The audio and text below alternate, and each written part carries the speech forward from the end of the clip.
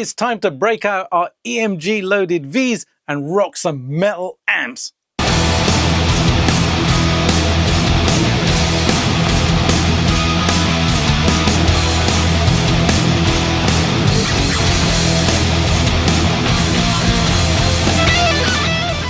Howdy guys and girls, welcome back to the channel. If you're new to the channel, then welcome to the Fractalverse. Today I am going to be exploring an amp that I completely and utterly overlooked, and I was reminded of a couple of weeks ago when Jean Bellenot very kindly emailed me and he was asking me a question about his Fractal preset, and he sent me the preset and he had loaded up an Engl amp on there. I hadn't actually explored the Engl amps in the Fractalverse, and when I loaded up his preset, it sounded absolutely amazing. Gain for days, the definition of the amp was just incredible, and so I thought I would dial in my own tone as well and share it with you guys. And rather than just leave the amp as it was, what I wanted to do was juice it up even more so that it was even more aggressive, if that's even possible.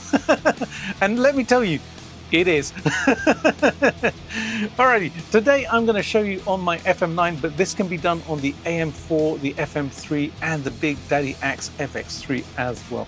So let's head over to FM9 and I'll show you exactly how I dialed this in and tweaked it.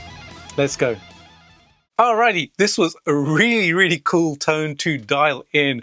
It is so in your face and aggressive and stuff. I had to use this guitar. This is my Ran V guitar. It's kind of a Randy Rhoads kind of thing, but made by the company Ran. My friend Dan Lovett-Horn actually gave me this guitar. We did a guitar swap, and thank you, Dan.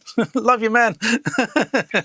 And it's loaded up with that all-important EMG-81 pickup in the bridge. It's an active pickup for some real metal tones today. Alrighty. Over on FM9, you can see I have a very simple signal chain here. I'm going into the input here, and I have the threshold a little bit on the gate. I usually turn it off, but you know what? If I turn it all the way down, it's going to have some noise, especially when I dial it up. So I just left it on today, but that's okay. It's only doing a little bit to keep things quiet. Over on the amp, I have dialed in the Engl Severe 2 amplifier. I did try the number 1, and I do have a rhythm tone with the number 1. Just preferred the number 2 because it is more aggressive. Yeah. Now you can see the dials here. Everything's at 5 on the tone stack here, and I have the gain and the overdrive at 6.5 and the master at 6.5 as well. That's how easy it was to dial in this amp. I literally did nothing to the EQ and it sounded awesome. It was really good. So for the cab, what I did was I went over to my usual 1960 TV cab with a dynamic and a ribbon, but I also created another scene where I have a different cab on there. I tried the 412 recto cab, the slant and the straight, just to give me a different rhythm tone on the right hand channel. So this one actually sounds a little bit more aggressive, as you'll see in a second, but we will stick with the first cab for the time being, which is my Marshall cab. The Engl amp sounds absolutely amazing through this one. Now I do have an enhancer in here, which I was just playing around with for some clean tones. I didn't end up using it, but it's in there if you want to use it. I have a delay in there because I need delay. That's it. I like a little bit of a delay just for ambience and widening the guitars. But I have this dialed down to just 7.7%, so it's very low in the mix, but it does add some thickening to the guitars. Then I have a reverb. This is the large plate reverb, and I've got it dialed in at 13.5% just for some ambience as well. And that's it. It's a very simple setup. So this is how it sounds.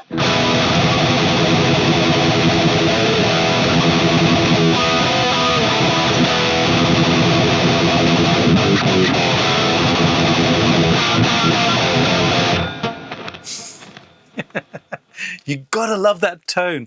That's the amp out of the box. Now, I did do some tweaking to it, and I want to show you how I actually enhanced the sound of this amplifier. So I'm going to go over to the power tube section, and this is where I made some changes. Now, the stock amp I've got loaded up into channel D here, and you'll see some differences. So you'll see that the bias grid on the stock amp is 48.6, and the hardness of the tubes is 5.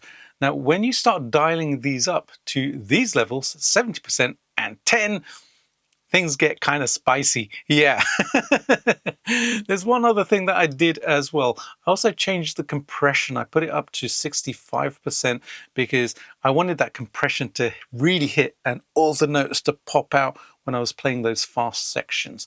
So let's compare them. This is the stock amp and it's with the same settings as my other amp. I've dialed it in exactly the same. So let's have a listen to this one first.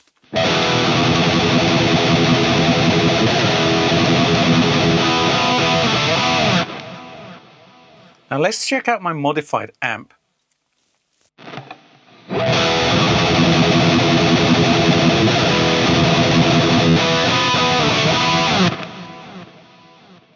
There's an extra layer of aggression there, and that's exactly what I was looking for. The notes seem to pop out a little bit more. It's a little bit more kind of forward and in your face. There's more bass coming through as well. So those little changes in this power section made a huge change overall. Now, one of the things I usually do is I dial up the dynamics here to give it more kind of feel under my fingers. But this time I wanted that compression to actually just stay as it was rather than the expansion happening and it to feel very, very dynamic, because that compression actually helped with all the notes actually pushing through. So that's the change that I made. Now, I mentioned that I changed the cab on one of the rhythm parts. So this makes a huge difference. The cab on any amp actually is a major, major, major part of the overall tone. Now, I love the sound of this 1960 TV cab. I actually have it in my library here. You can see my JP cabs, they're all 1960s. I have a 5150 in there as well. But this is the one that I default to. Love the sound of it in this setup. So it has a particular tone to it.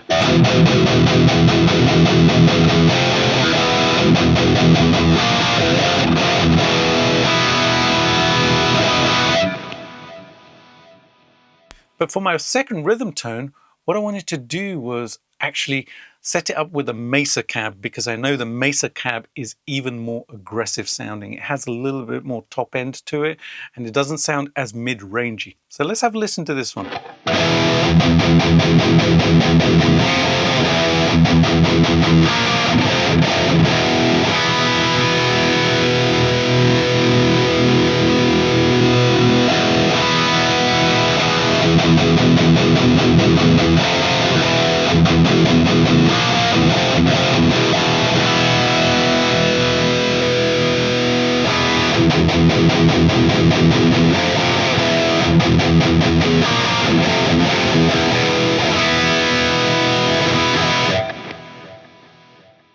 That made a great difference when I was double tracking the guitars, especially with all those fast notes.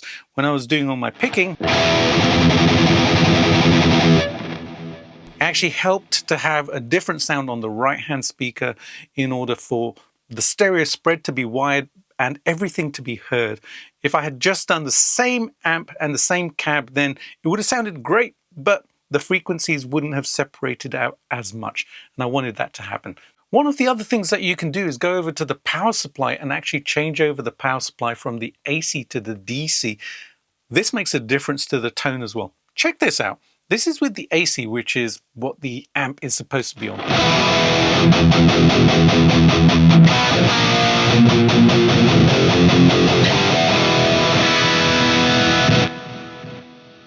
If I change that over to DC, you'll see that the response actually changes. The tone actually changes a little bit.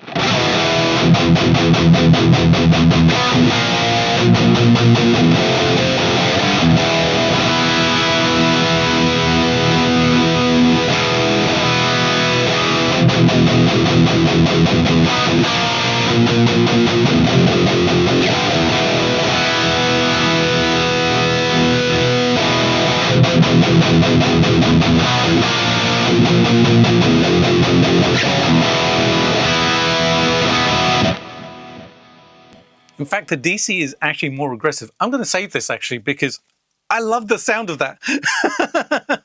That's got even more kind of like just bite to it and immediacy to it.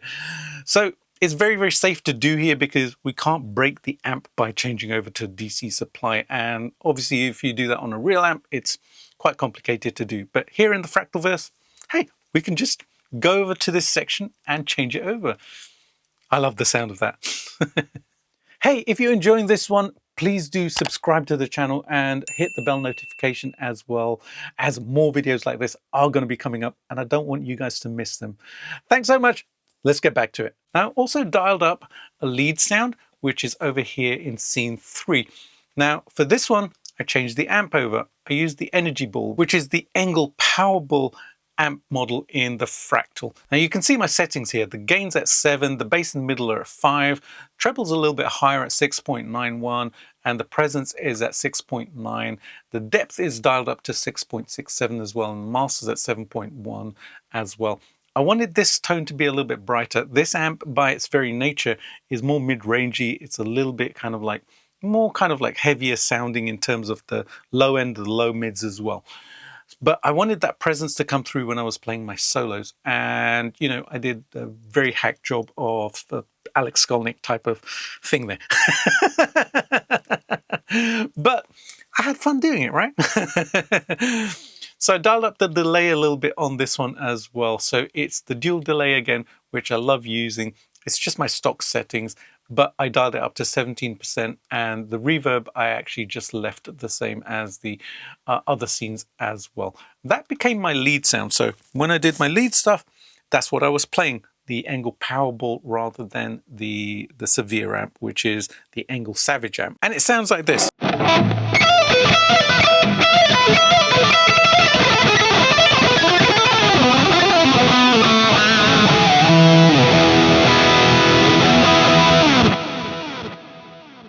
Wonderful sound, which did my solo some justice as well, I think. So there you go. That's how I dial it in. It's a very, very simple chain, but it is very effective and it is ever so heavy. All those little tweaks that I did, it definitely made a difference. It is something to experiment with when you are dialing in your sounds with the Fractal. These sections like the preamp, the tubes, the power amp, and all the power section, etc., might look a little bit scary, but when you start tweaking them, it does make a difference. And it's worth checking out because in the Fractal verse, you can't break anything really. When you do this in the real world on a real amp, yeah, that's a different matter. Trust me, I've built amps, so I know. But in the Fractalverse, it is very, very safe to do. And, you know, you can just play with all of the settings to find your ideal tone. Alrighty, guys and girls, I hope that was helpful. This is a really great amp. If you want some really awesome metal tones, check this one out for sure. I can't believe I missed it. Thank you so much to Jean for actually pointing it out to me and sending me his preset. I really appreciate it, Jean, and shout out for you, man. I'm really grateful for you sending me that and putting me onto the Engl amps within the Fractalverse. If you would like to play around with this preset, it is available on my Gumroad page, so head over and check it out. It's a really fun one, trust me, especially with all of those tweaks.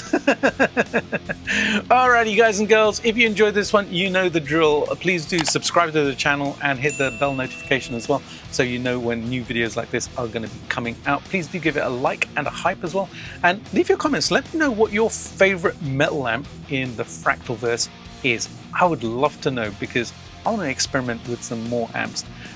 Yeah, some more metal amps. Yeah, I do hard rock all the time. Metal amps, yeah, I need to delve into them much more. So let me know.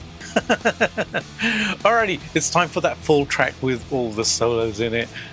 So much fun to do. I don't play metal enough. I love writing metal riffs, and I hope you enjoy listening to this one. Alrighty, guys and girls, have an awesome day, and I'll see you soon with another one. Bye for now.